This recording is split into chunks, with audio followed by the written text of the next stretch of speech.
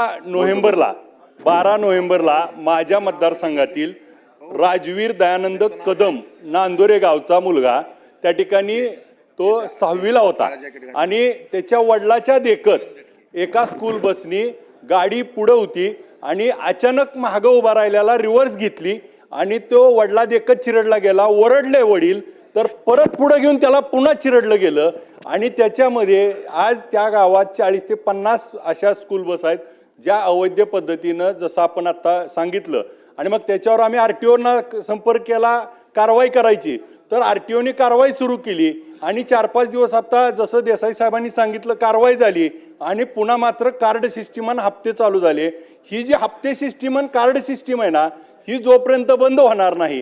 कारण काय व्हायला लागलंय की आपण इथं विधानसभेत बोललो जातो तुम्ही ऍक्शन बोलता आणि तिथं लगेचच हप्तेखोरी चालू होती तर विद्यार्थ्याचा वडिला देखत जीव गेलाय. याच्यापेक्षा भयानक परिस्थिती दुसरी कोणती नसेल. त्याच्यावर कडक कारवाई करा. अभिजित पाटील. अध्यक्ष महोदय, ह्या लक्षवेधीचा विषय आणि त्यांचा विषय जरी वेगळा असेल तरी आरटीओच्या संबंधित किंवा परिवहन खात्याचा विषय असल्या कारणाने बोला आपण बोला त्यांची अध्यक्ष महोदय घेऊन अशा पद्धतीने कोणी जर बेकायदेशीरित्या वाहतूक करत असेल तर त्यांच्यावर कारवाई केली जाईल. अध्यक्ष महोदय, मागच्या अधिवेशनात माझी लक्षवेधी लागली होती त्यावर माननीय नितीन राऊत साहेब पण बोलले होते. 837 गाड्यांना नागपूर शहरात फिटनेस सर्टिफिकेट नाही असा रिपोर्ट परिवहन विभागाने दिला आहे.